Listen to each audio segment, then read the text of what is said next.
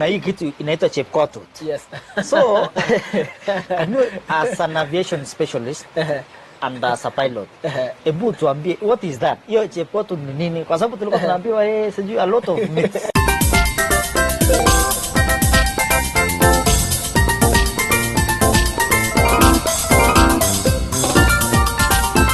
Mtazamaji wa MK7 TV, how are you? Today is another day here in Kigali, Rwanda.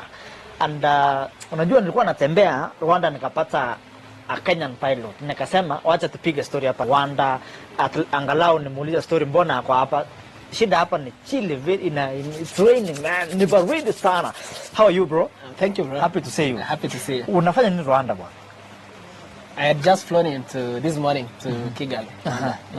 Yeah, just from Harare, Zimbabwe. Oh, you from Zimbabwe? Zimbabwe, yeah. And sisi tumekuwa hapa Kigali kufanya shughuli, tunaenda conference ya farming. Leo tukasema tuacha tupige story bwana, unajua yeah. So, sisi huwa tunafanya stories tu ya inspiration, education, yes. You know, a lot of stories, but now because you are a youth, you are a pilot, can you please tell us who is Ian? Umezaliwa wapi? Yeah. Thank you very much, brother. My name is Captain Ian Kiplimo, and Captain Ian Kiplimo is a pilot by profession, normally based in Johannesburg, South Africa, but we fly around across Africa, Asia, South America, America, Europe, actually Australia, all the continents. So, I grew up at a place called Kabiemit in Kenya South, Kenya South constituency, Marakwet County in Kenya, and that is where I schooled at Chepketeret Primary School. Thereafter, I got to pursue my dream career of being a pilot, and from there I got into the industry of aviation and flying. Thinking about being a pilot, ulipata kujua aje kwamba hiyo thought ya kuwa pilot ilikuja aje? Ama kwa career tu, kwa sababu unajua sisi wakati tulikuwa shule unapata when I grow up I want to be a pilot, I want to be who, I want to be who, but now haiko hapa. Hata mimi sijui lawyer, nashangaa hata mbona nimepata Kigali. Lakini ilikuwa aje? Yes. Thank you, brother. So mimi when I was young, actually I think it was class 1 or top class. By then there was no PP1, PP2, it was just top class, nursery, then class 1. So when I was in class 1, I think so, that is when we used to see helicopters flying around, especially of Mheshimiwa by then, the minister by then, Biwott, Nicholas Mheshimiwa, the late Nicholas Biwott. So he used to fly around, and we would see his helicopters flying around, and the sound of the massive planes, helicopters used to make me, like these machines. One time I'll fly them. And then now with time, our Sunday school, the watoto wa Sunday school wakati huo, I equally saw very beautiful planes, big cargo planes, flying, landing and taking off. And I saw one, I think I later on I came to realize, because niliona the shape vile ilikuwa imekaa, it clearly stuck in my mind for over 15 years actually. And later on in the future I came to learn that was a Boeing 747 aeroplane. It's a very big aeroplane, jumbo. It's called a jumbo plane. So jumbo jet. So that is how I initiated my dream career of being a doctor, engineer, lawyer, teacher. But then for me and a few of my classmates by then, we wanted to be pilots. Yeah. How did you maintain? Ikachamuka, and now niko kwa media. I'm now a journalist. So, wewe ulisema unataka kuwa lawyer, ndani ukakuwa lawyer. Pilot. Oh, sorry. Ulisema unataka kuwa pilot, na ukawa pilot. Yes. What made you to maintain? Okay. So, actually, yes, I wanted to be a pilot since I was young. Now, unajua ile ya kuimba pole pole, unaimba tu, I want to be a pilot when I grow up. I want to be a pilot when I grow up. I want to be flying planes. And that's hitting you. Your friends whom you used to be with, wanted to be pilots together with, they start shifting and they're like, after all, you've never seen pilots around. Oh, I've never seen an African pilot. Maybe pilots when you're tu ni wazungu. That was the perception by then. But then now that was a big challenge to me. I told myself, now that we've never seen any other pilots, now let me be one of them, or rather the first one, for us to see a pilot. And that dreams are possible and they can really come to reality with the right mindset, determination and discipline. Yes. Then ukaenda sasa shule ya ile aviation now. Yes. Uko mnafunzwa vitu kama nini sasa? Okay, good. Thank you. So once you enroll in a flight school, there are subjects to be pursued for you to be a pilot, a professional pilot.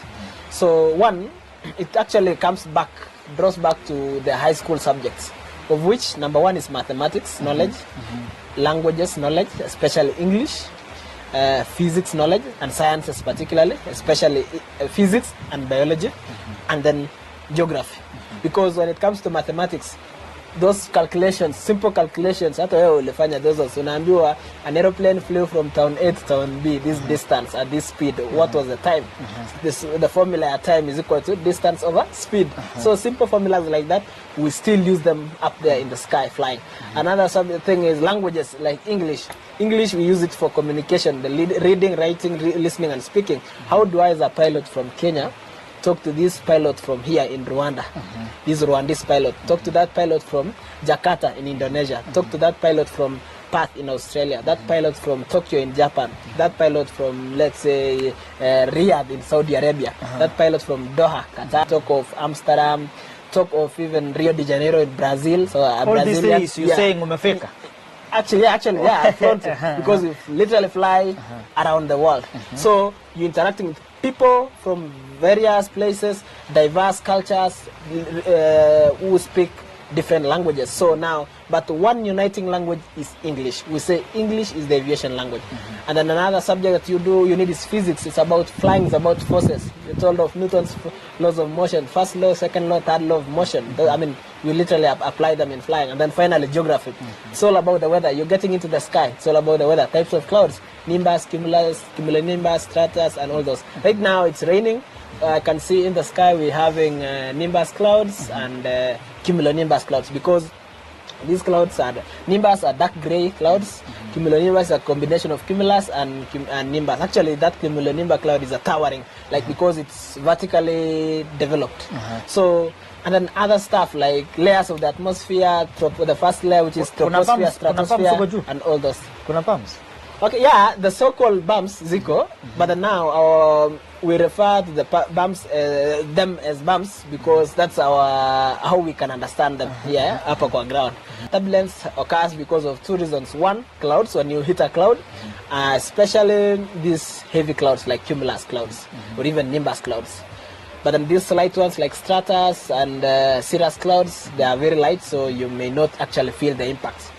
Number two, because of strong winds, the winds. We say actually wind is an enemy to the pilot because it comes from any direction, anywhere, anytime without you expecting.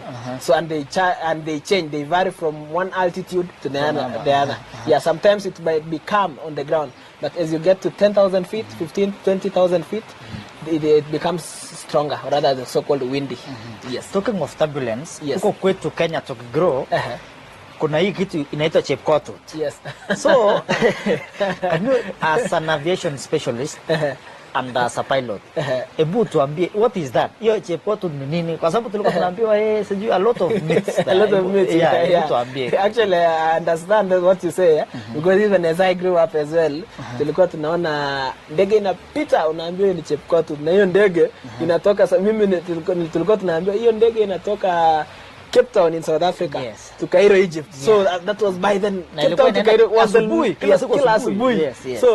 So now by then Cape Town to Cairo was the longest route of the world ever in the world. But in aviation terms, the so-called chepkotut is called a contrail. So yeah, and contrail is actually formed, a very simple way of formation. It's formed when the hot exhaust gas from the engine of an aeroplane, let's say Rolls-Royce engines or Pratt & Whitney engines from the aeroplane, there is this exhaust gas that comes out at very high speed, very high temperatures, meets with this very cold air up there in the sky. Let's say you're at 40,000 feet. The outside temperature by then could be negative 40 degrees Celsius. So this very hot air from the engine meeting with very cold air outside, they form something like a cloud. So and then, but now because the aeroplane is moving at a very fast, rather supersonic speed, it will leave the cloud kind of a thing in a form of a straight line. That is why at the end of the day you will see something like a straight line. Yeah, sure. So it's a simple way of explaining it as well. Ukiamka asubuhi, kuna ile dirisha ya kioo. Ukipuliza hivyo, what happens? In a form Now that is the best way now to explain the contrail. So Jepkot is simply like that. So it doesn't have anything to do with ati ndege inatoka mbali ikienda mbali. No. You can just be taking off from here, Kigali, Rwanda, to another city here or another town here. Or you're going to Nairobi, Kenya. You're going to Kampala, Uganda. But still, the same thing can be found. The only factor to determine that is just the outside temperature. If it's too cold, too humid, then that thing is going to be formed. But now, even when, like right now, the sky is overcast, that means everywhere is cloudy. The clouds have covered the sky. There are these planes that are flying right now. Because the sky is humid, there is a high chance of the contrail to be formed. Those planes that are flying past these clouds that we cannot see them, they're actually forming these clouds, the contrails right now, as we speak. It's only that we cannot see them. So we normally see when the sky is clear. Wakati the sky is clear. That's why you can see the plane flying. But wakati kama huu ambapo ni like the entire sky imekuwa covered, huwezi ona ile ndege inapita juu. But still the so ndege inapita juu sasa hapa. Yes. There are a lot of planes, not only one. Nilitoka Kenya, especially just across there, the Kigali International Airport. I mean, there are lots of planes coming in for landing and takeoff. Yes. Oh, amazing. Yeah. Now, kama hatujatoka kwa hiyo story ya airport bla bla nini. Yes.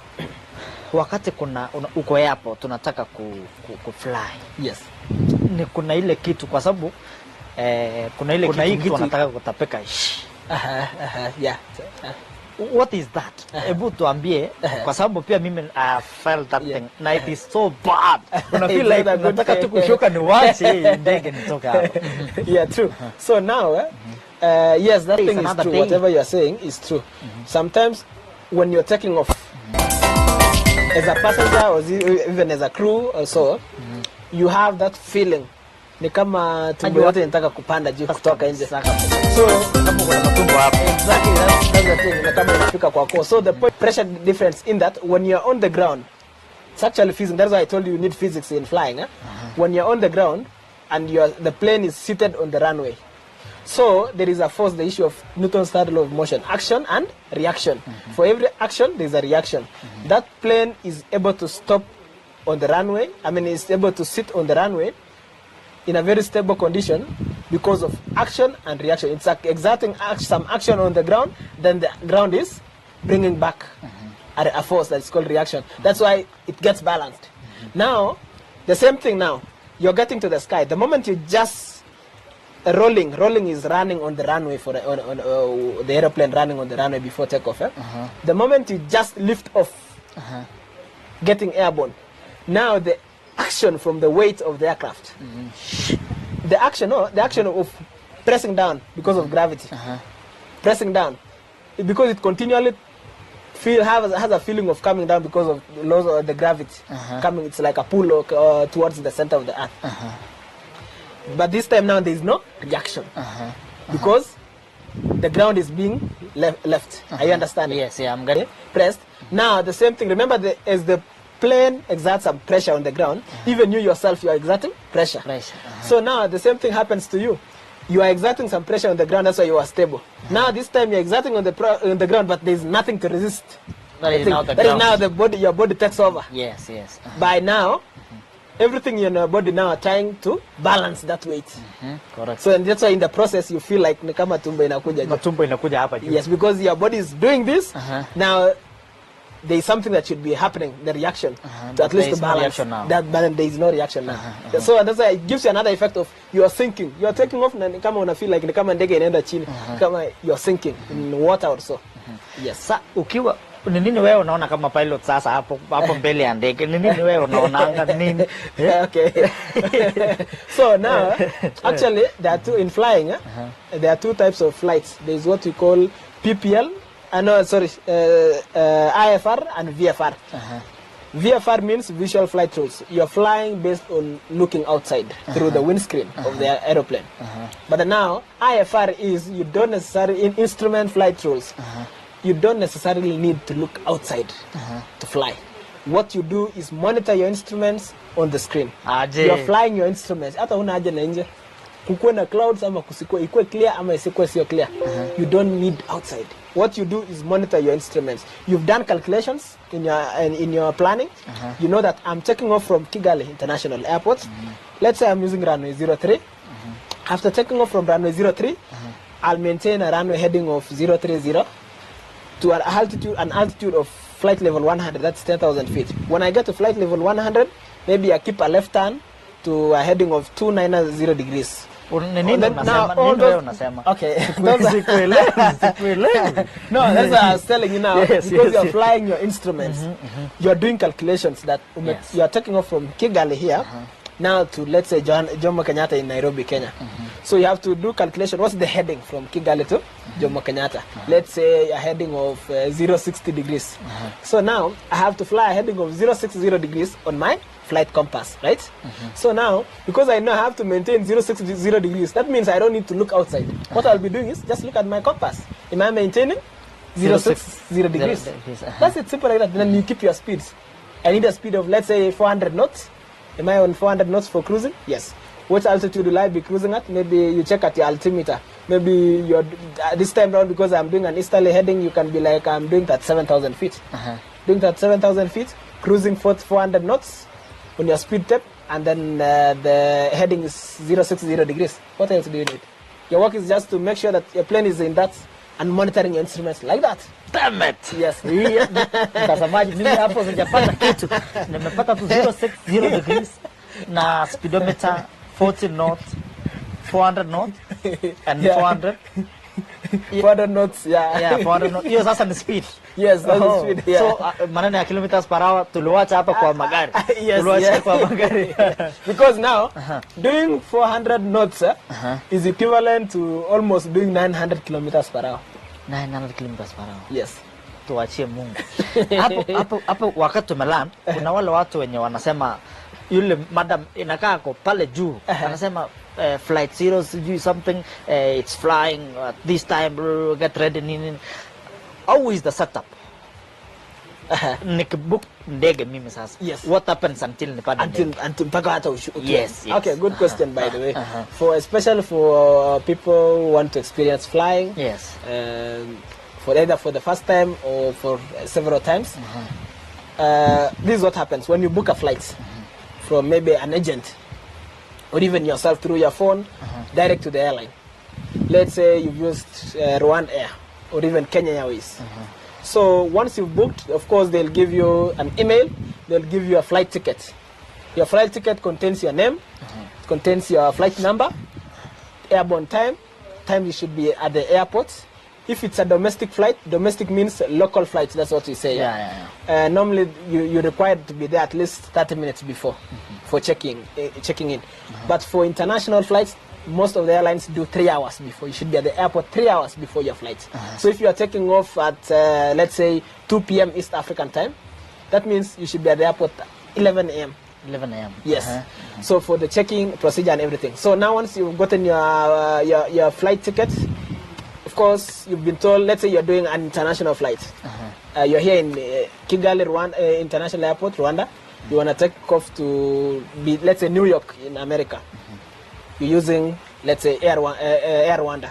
So what happens is, of course, you have your flight tickets. Let's say your airborne time is 4 o'clock East African time. That means you have to be at the airport by 1. By 1? 1 p.m. You get in. Of course, you go through the checking-in systems. Checking-in systems are actually meant for safety, to ensure that everyone on board that flight is safe, I mean, even within the airport and its vicinity is safe.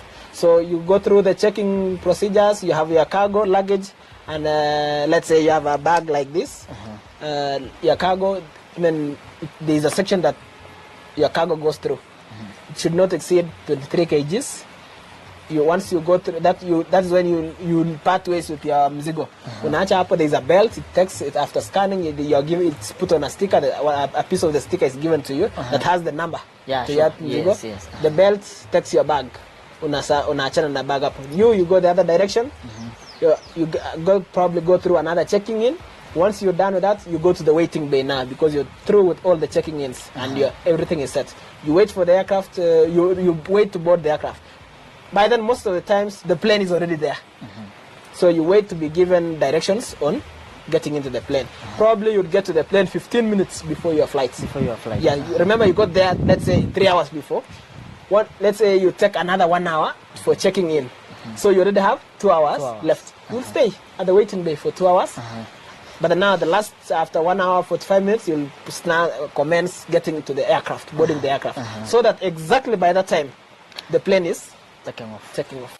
Yes. Now, you take off. You board the plane. You're given instructions by the cabin crew to give you guidance. Probably, let's say, your flight ticket, your now boarding pass. Inside the plane, when you're at the waiting bay getting to the plane, you're given boarding passes. As you've been given this boarding pass, it has your seat number. You're going to have a seat number 16K. It could be probably 16K. That means you'll have to go to row number K. First go to seat number 16. Probably 1, 2, 3 until 16. And then K. Number K. It's most of the airlines use these alphabetical letters in a way that it helps in easily identifying your seat. Usikae penye mwingine anafaa kukaa. So yako ni K, mwingine itakuwa 16L. Probably if there are 3 rows to be K, L, M. The just alphabetical J after J is K, L, M. Yeah, so it could be K, L, M. So now your seat number is 16K. Another one has been given 16L, 16M. Yeah, so hata ufike uboard mbele ya mwingine, you cannot sit on someone's seat because you already have the designated seat there. You board the plane, you're given instructions by the cabin crew, like for example, ladies and gentlemen, welcome on board this flight from Rwanda to Kigali to Heathrow, London. A flight time probably 13 hours. And for your own safety and comfort, please fasten your seat belts. In case of any emergency, there are 6 emergency exits. 2 at the left, at the rear, left and right. 2 at the center, left and right. 2 at the front, left and right. And in case of any emergency of landing through the water, there are life jackets underneath your seat. You remove the life jackets, put them on. Do not inflate the life jackets while inside the plane, and so on, and the briefing continues. So that is when most of the people are told, switch off your phone, or rather put on the flight mode. And why? The reason is, I mean, because these are very crucial information our cabin crew are giving you. It's very crucial in case they are normally in case of emergencies. At least you know what to do. So if you're on your phone, you will not pay attention to that information. So, but then if you put your phone on flight mode, then you no longer need your phone by then. So your attention would go to the cabin crew, see how they are giving the instructions, and listen keenly. Because accidents have happened whereby a plane lands in water, has an emergency landing that has to get itself in the sea, at least for a safe landing. But now, because the passengers were not paying attention to the briefing, they end up just crashing. Not necessarily like that. You know that kio ya ndege si rahisi kupasuka? It's not as easy as you think. They are very pressurized windows. So, but now because you didn't listen to the briefing, you not know what to do. Yet the plane is getting to the water, probably it's sinking. You need to get out of the plane.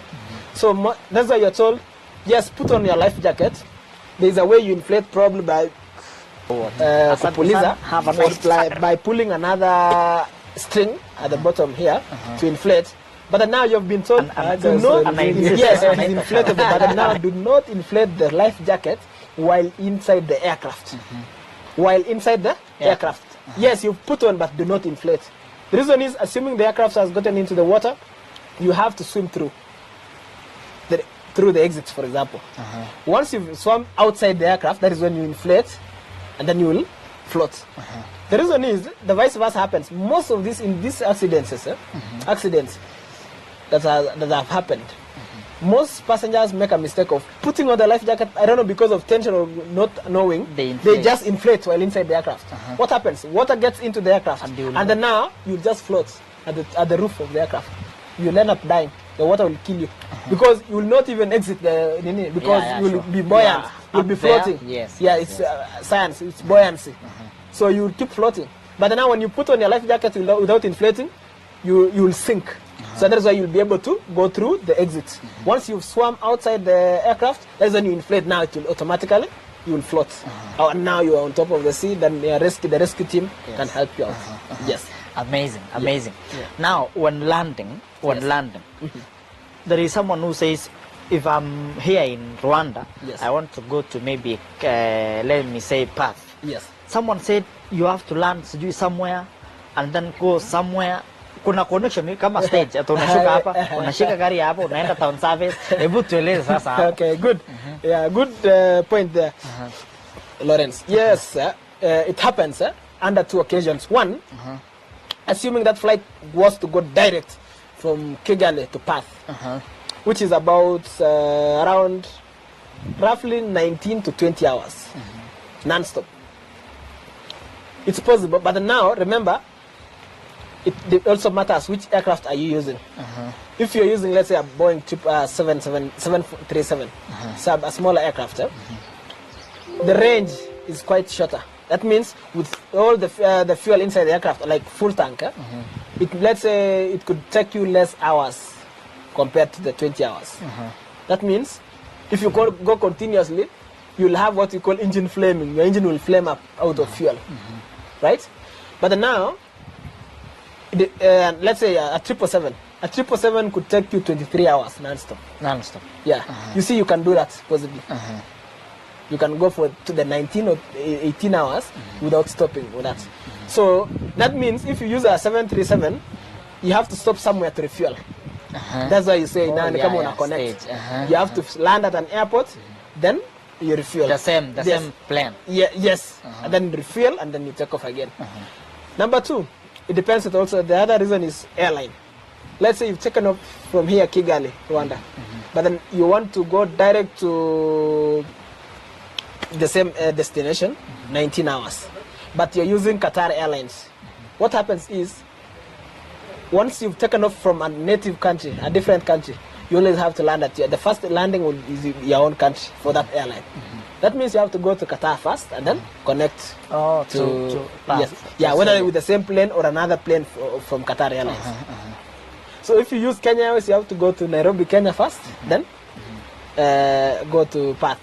Another example, there was a time I used Ethiopian Airlines. I didn't use a while going like I was going to Kenya. Using Ethiopian Airlines, what happened is we flew from Johannesburg, South Africa, Ethiopia. Tukaenda tukapita Kenya, juu ya Kenya, you pass by Kenya, then you land in Ethiopia, then you come back. You come back by the plane now. Yeah, yes, let's say another plane, but of the same airline, but to Kenya. The point is you cross your destination first, then you come back. Why? You have to land at your airline, at your country first. Hata kama it means you have mutapita your country, mwende another country, I mean another where you should be landing, but mwende another country, then it's possible. Yes. What happens mafuta ikisha kwa ndege juu? Okay, good. One, I want to say that those things don't happen, because one of the things as a professional pilot you have to do your proper planning, flight planning, and calculations, and navigation. So in your planning, you have to know how much fuel I have in this aircraft and how long is my flight. This fuel that I have, how long is it going to take me? And the flight that I'm going for, how long will that flight be?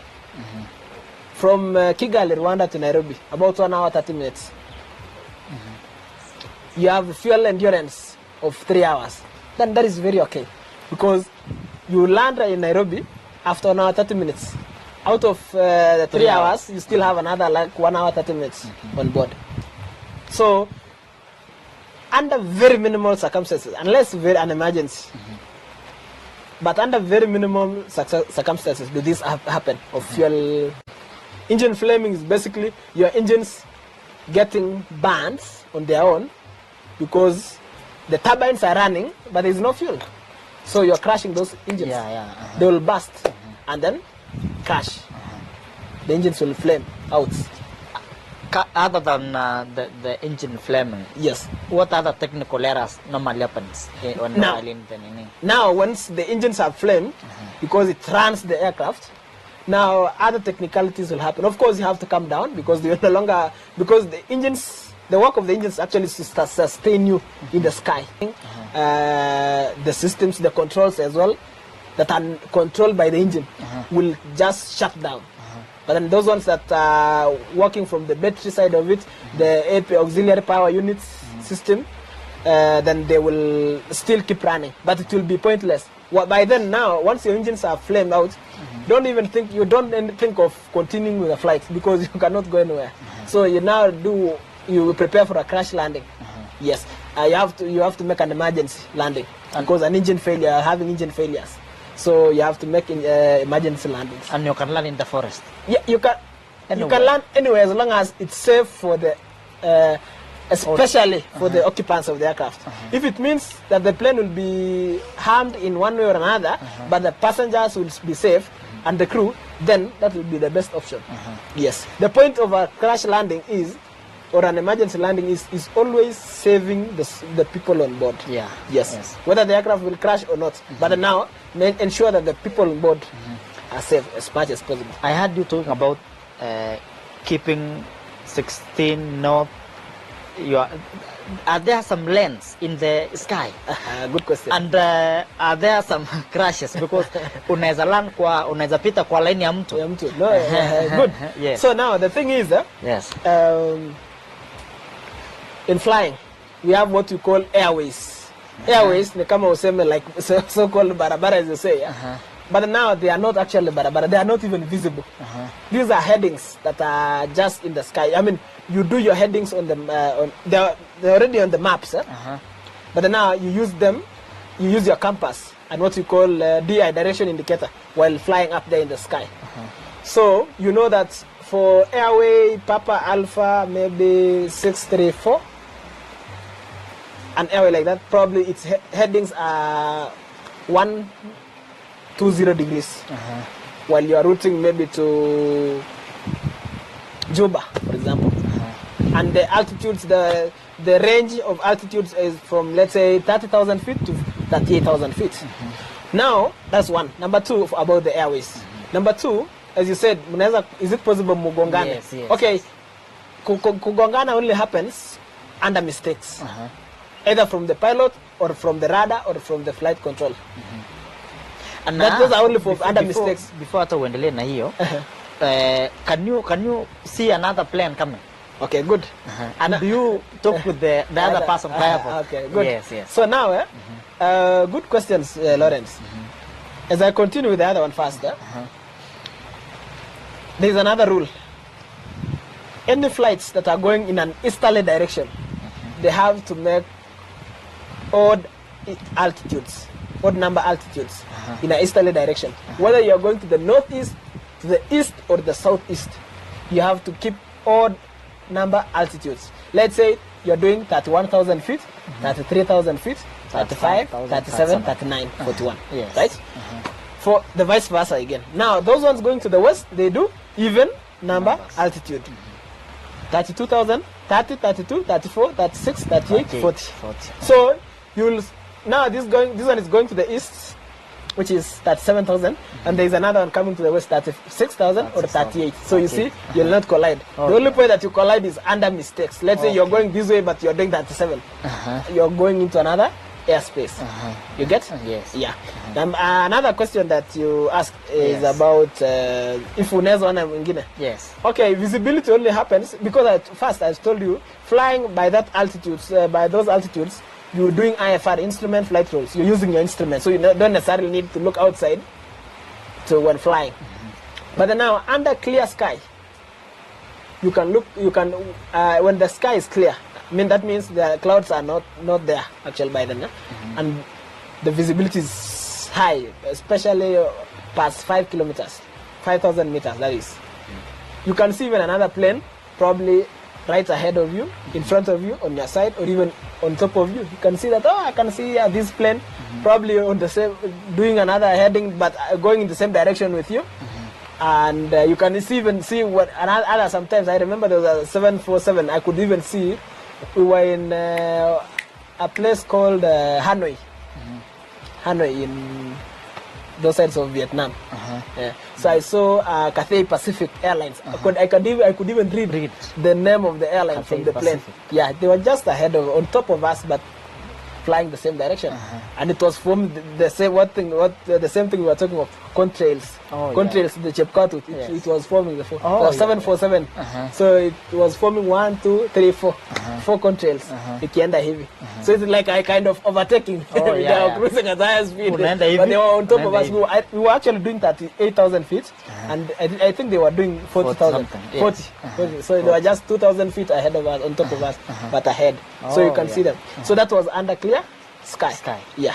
So you can see other planes coming in. You can see another, as long as the sky is clear. Yeah, but then that one doesn't help you in making any decision that I want to fly this. No, you already know your altitudes. So there is about discipline. Maintain your lanes. Yeah.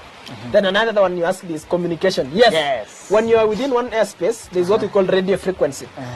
A radio frequency is a frequency that covers a certain region. It's just like a normal radio. Back in Kenya tuko na hizo TV stations zetu kama Kass FM, Chamge FM, all those Kiss FM, Radio Maisha, Radio Jambo, all those Citizen FM and all those.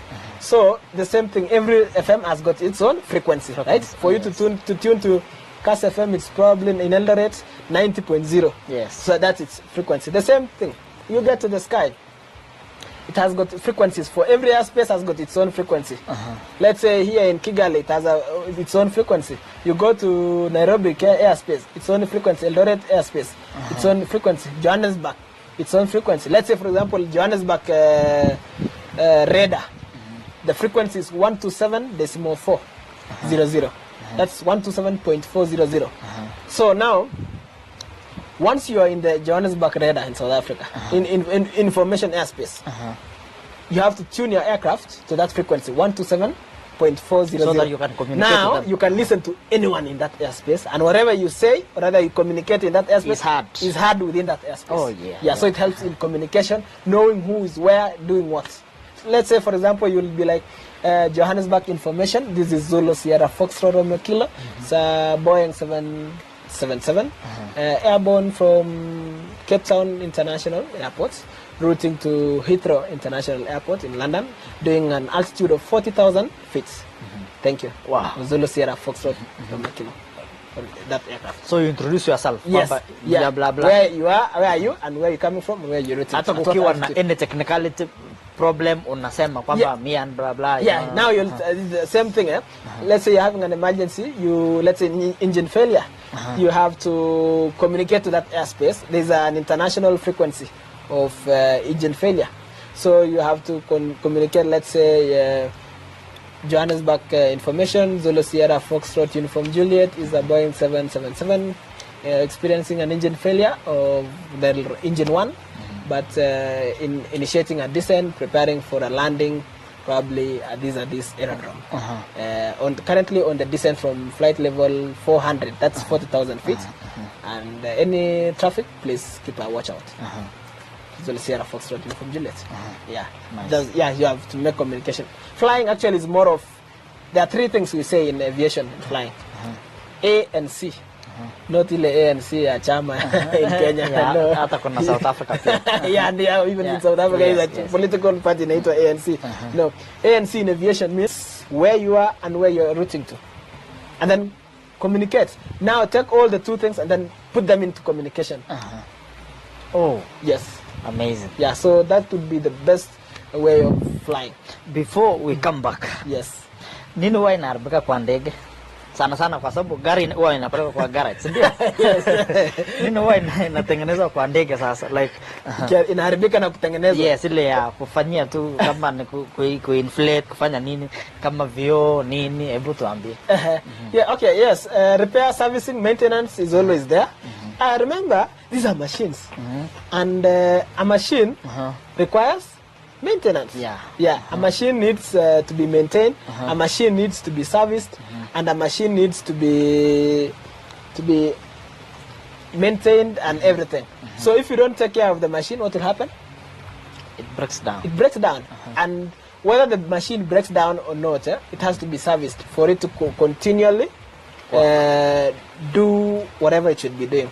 So these things are there. You need like tires. Tires, they wear out. There's the wear and tear. Remember, you're coming to land, bringing all that force of the aircraft to the ground. So as you're bringing all that force to the ground, what happens? There's a the kind of crashing of the tires, treads. So it has to be kuna time itaisha. So it has to be replaced. Replaced, sometimes inflated with nitrogen. We use nitrogen gas simply because it's light and it's not flammable.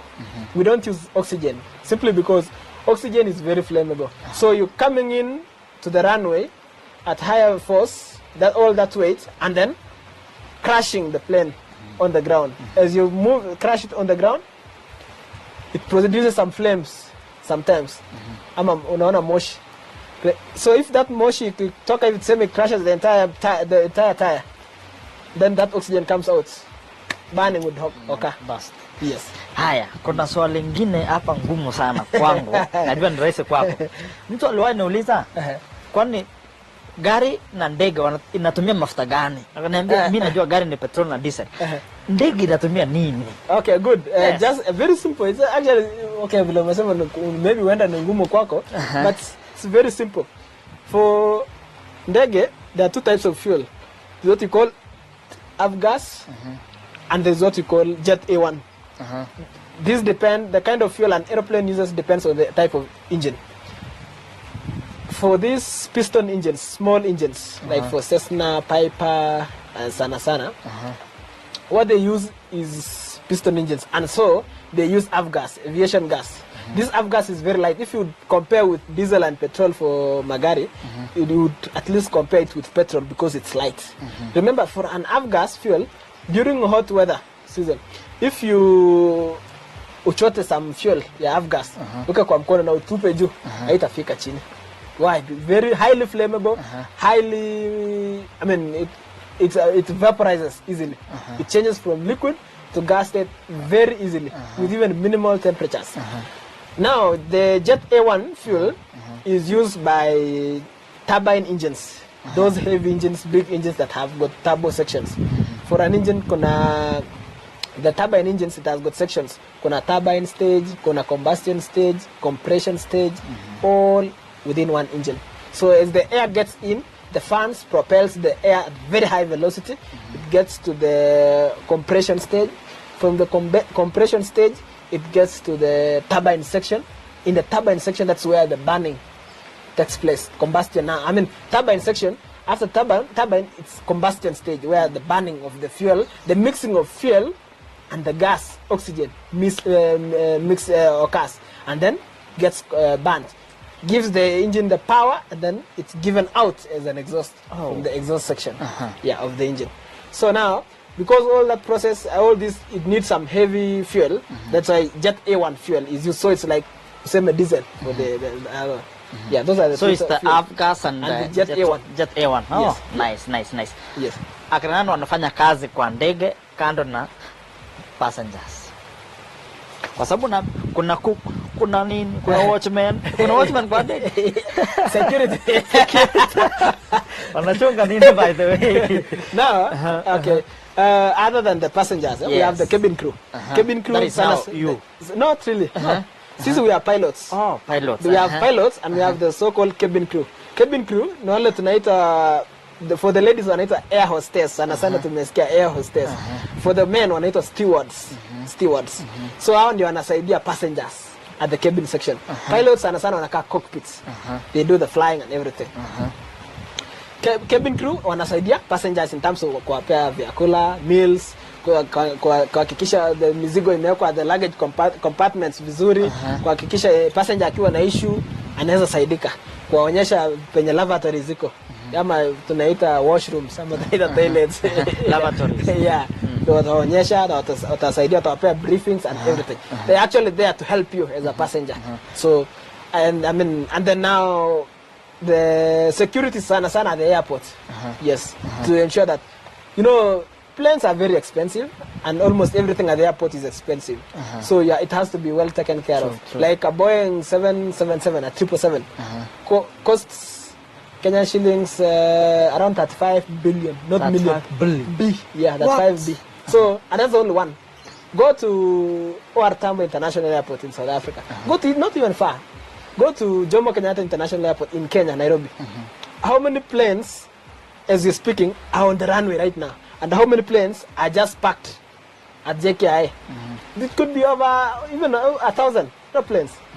Could be even be, let's say even to say an average over 100 planes on the ground as you speak. And each goes for that. What? So you're dealing with trillions of Kenyan Trillions shillings. of money. Yeah. So now that means it needs super security, very high security. Yes, it really has to be well maintained. And that's why when you get to the airport for the checking in and everything, they're very serious about it. Yeah, because of what's there. Okay. The value, yeah. Ian, Yes. tell us your best experience ukiwa kwa ndege juu. My best experience is having the best views from the sky. Wow. Yeah, other than whatever you studied. Yes, whatever you study in school and class. I mean, flying, seeing the environments, various environments like Cape Ranges in South Africa. Ukiwa juu naona kabisa. Yes, you see the Table Mountains. Kuna ice on top and very beautiful view from the sky. I've ever had a good view as well of Himalayas mountains. We used to look out somewhere in geography too. Himalayas mountains. Those ones are found in Nepal. There was a time we flew to Nepal, a place called Kathmandu. Kathmandu is in Nepal. Very hilly country, Nepal. So that's where you get you have a good view of the Himalayas ranges, mountains. Yeah, so of course the Indian Ocean, the oceans, you have got very nice views. Masai Mara, I've had very nice views as well of the animals, the wild beasts crossing the Kenya, the Tanzania border. Yes, yes. The worst experience? Engine failure. Iliwahi fanyika wapi? It happened in Cape Town actually. We were airborne just on a 7 a.m. flight going to Durban. It was during winter time in South Africa. Remember, South Africa has got the 4 weather season: spring, summer, autumn, and winter. And winter is very cold. Temperatures can come to 0 degrees Celsius, -5, -10. Yeah. So we had just taken off with a friend who's a pilot as well, from Riyadh in Saudi Arabia. So we were routing for Durban. So, but now we're already doing 33,000 feet, going for that 7,000 feet over at the Cape Ranges, Cape Mountains. Then one of the engines shut down, the left engine shut down. Then what did you do? Now, good thing we still had the other engine running. But then on our GPS, we were able to see, okay, our nearest airfield is an airfield right in front of us, some around 15 nautical miles from us. So we just initiated the first descent by then. And good thing now we were clear from the mountains, the Cape Ranges. We are very high and beyond them. So we now initiated the descent, aimed for the runway, just praying that the other engine doesn't shut down. Before you land. Before we land. So, but then we made the emergency communication. All the radar information was ready for us. The tower was ready, waiting for us. The fire team were waiting for us on the ground. Well, we made safely. We landed. Then the engine was sorted out. By afternoon we were still flying with the same aircraft. Flying. Now, but this time now to Johannesburg, South Africa. Not to no, we just Durban. changed our route. We just went back home. Kuna watu ukiwa airport wako hivi. Yes. Who are those? Okay, Wanafanya nini by the way? Wanafanya nini hao? Let me tell you one thing, Lawrence. Everyone and everything at the airport is there for a purpose. Even something small that has not been thrown away has a purpose there. So any other time you get to the airport and see something like a stick, see something like a windsock, everything has got its own meaning and purpose there. Even on an aircraft, you will find something like a hole, a small hole, imedungwa. Utashangaa hii ni, is it someone alidunga ndege ama nini? No, those are called, air vents and pitot. It's a pitot tube, something like a tube. Iko na mdomo kidogo. It has a purpose. So now the same thing. Everyone at the airport has got his or her own role. So that one mwenye anafanya hivi wanaitwa air marshaller. So the function of the purpose of a marshaller is to guide planes into aprons, parking and docking. After landing, this plane is coming in, wants to park, to stop. So that person is there to stop, to help you come here. This is your parking. And this one fits you. Now it has got its meaning. Whereas you're coming from there, let's say you're coming from a distance of about 20-30 meters. Of course, the pilot knows I'm expecting someone there. This person does this. So when this person does this, he or she has got something like two lighting, whatever. Zuri ya runway, the parking and apron, iko na line imechorwa. So you follow that route towards that person.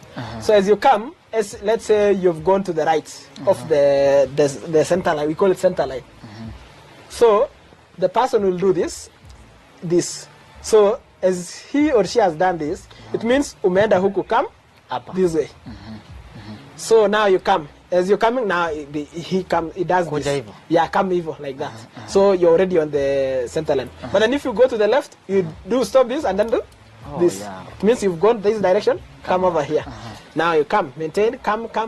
As you're coming in to close, you'll be like come, and then doing this. Yes. As you do this, you see? Yeah, okay. The moment you're coming to almost where you should be stopping, like this, and then anafanya hivi. Crossing their hands like this means stop there. And then it could be now like this. Anafanya mkono hivi. Shika brake. Shut down the engine. This one is shika brake. Shika brake. Yeah. This one is shut down the engine or like this. Like this is as well. Yeah, throat cutting kind of means switch off that aeroplane. Yes. Okay. Yeah. Now, now let's come to social issues here. Yes. Ian, kando na wewe kuwa pilot. Yes. Can you please tell us the difference when you are in your work and when you are just ordinary boy in the village? So, so the thing is, other than flying itself and the social life, yes, being outside work and everything, the point is, of course, when I'm outside work, I like being with my friends. Yes. When to grow up pamoja, especially when I go to Kenya, I meet my friends, we grow up together, tulisoma pamoja, and so interact with them, because most of these friends always tell me I'm like despite the fact that tulisoma pamoja, but I'm an inspiration to them, a mentor to them. Yeah. And I appreciate that as well, but I also like at least empowering them. Yeah, sure. Yeah, using my opportunity to empower them, because that's essentially about life. So let's touch someone's life, empower someone. And then number two, other than work as well, I also like, of course, making new friends, not just hanging out with the ones I know. I also appreciate making new friends, interacting, making new what we call acquaintances in English. That is new friends. And then other than that, I also like reading books that cuts across anything in life, because life is a group of things combined together. So you read about religion, you read about leadership, you read about life generally. Yes, that is how we grow and develop. Yes. Ile wakati ulikuwa pilot sasa na ulikuwa kijana kule huko home huko Kenya huko Kapsawas pale, ulijikubali aje kwamba mimi sasa ni pilot? Sasa ile unaona kuna wale watu wanapata kasomba fulani wanasema I'm now mimi ni pilot superman nini. How did you take it? Okay, good. Mimi, achieving my dream of being a pilot, because it had been a process, something that I had taken long in the mind, let me say so, in the mind, for it to come actually. So it was like a normal thing, because the thing is, when you tell yourself in life, I want to do this, you keep repeating yourself, I want to do this, it will reach a point your mind will normalize that. Then eventually when you achieve it, what happens is you feel it's normal, because your mind had already achieved it. It didn't you didn't think of it yesterday. So when you tell yourself, I want to sleep, it sends impulses through the nerves to the muscles, making your muscles to get weak. When your muscles get weak, you end up sleeping. Your ciliary muscles in the eye get weak, and you close your eyes, sleeping. So the same thing now. When you tell yourself, I want to be a pilot when I grow up, you're convincing your hypothalamus that, hey, I want to be a pilot when I grow up. So your hypothalamus reads that, sends the impulses to the muscles and the other parts of the brain that deals with critical thinking, makes your brain always active on that. So by the time you're achieving it, your brain had already achieved before you physically achieved it. So for me, it was a normal thing, and I appreciate that, and I took it like just any other thing. But the point is, we are all humans. So the point is, what are you doing at your capacity to help someone else? Yes, and empower someone else. So even wale vijana huko nyumbani, I always, whenever I get time with them, I always talk to them. We encourage each other. We share about experiences and so on. So we empower ourselves as a youth. Yes. Before tumalize. Yes. Gold, hizi vitu umevaa iko na meaning. Naona golden, niliona pia you had 2 watches. Yes. Yeah, sure. Golden is of course a bright color, and most companies and airlines use them. And then number 2, I put on 2 watches because sometimes we are flying from one region to another, and we talking of longitudes and latitudes, especially longitudes. As you're crossing through longitudes, time varies. So we have got time differences and time zones. East Africa, we are GMT plus 3 hours. You go to London, it's on GMT. That's Accra, Ghana as well. GMT. You go to New York, it's about 6 hours minus GMT. So I always set the one that is always on the right to that time that I'm my destination time, so that as I'm flying, I know whatever how long I'm gonna take to be there. And this one to the departure airport. Yes. Ian, yes. Can you talk to the government of Kenya? What can they do to maybe better career kuwa a pilot? Okay, thank you. One thing I would urge the government to do is, 1, introduce some subjects, or rather some of the subjects in aviation, in piloting, in flying, as early as high schools. The way you've done the CBC, which is good enough, it makes a student to be empowered at a young age. So the same thing, we can empower young pilots at young age in high schools through the subjects, introducing subjects. Of course, flying and aviation is expensive. That means we need to direct finances, funding. Let's give more funding, especially through the Ministry of Transport and Infrastructure. Give more funding to the airports, the Kenya Airports Authority, to the, at least even as well, let's liquidate these airlines so that they can be able to stabilize and run on their own in a very easy way. And the number 2, of course, develop our infrastructure at our international airports, such as Eldoret International Airport, then Jomo-Kenyatta International Airport, and more international airports in Mombasa. Equally, like Jomo-Kenyatta International Airport, we can equally increase the number of runways, because that's a very big airport. It's the biggest airport in East and Central Africa. So what we need to do is at least equip with more runways. We can have runway 06 right, 06 center, 06 left, and other runways, so that they also encourage tourists and fast. Yeah. So, Ian, let us thank you so much for being here. Tunajua you are very busy here in Kigali, Rwanda, and tunajua you are very busy. But we want to thank you for coming. We at least share something. I know we tumekuwa hijack. I should be taking a lot of flights. So sisi tunapika shughuli, wacha sisi tuingie conference yetu ya ukulima huko ndani. We want to thank you so much and wish you the best. And I believe that kama tujarudi, we might say hi. From here unaenda wapi sasa? From here I'll go to Yaounde, Cameroon. Wacha sisi tuingie conference hapa tu Kigali, Rwanda. Alafu I think in the next few hours. Yes. Tutakutana, bro. We wish you well in everything. Thank you. At least you are a resource. Nikirudi nyumbani ukikuja Kenya, tutapanga kitu kingine mzuri. We'll do something kama conference ya vijana. At least gonna be well, sindio? Thank you so much, bro. Alafu kuna swali, kuna mtu, my director, unajua ni dem, so umeona a very beautiful lady here. Anauliza, umeenda uko soko? hiyo wacha hiyo story kwa sasa. Sasa ana Wacha insist, story. unaona ana insist. Wacha story Ana mingi. insist, anaitwa Sharon. Ana insist. Sharon is insist. Wacha hiyo kwa sasa wacha hiyo story. Tuache hiyo. Tuache hayo maneno. Mtazamaji amekataa.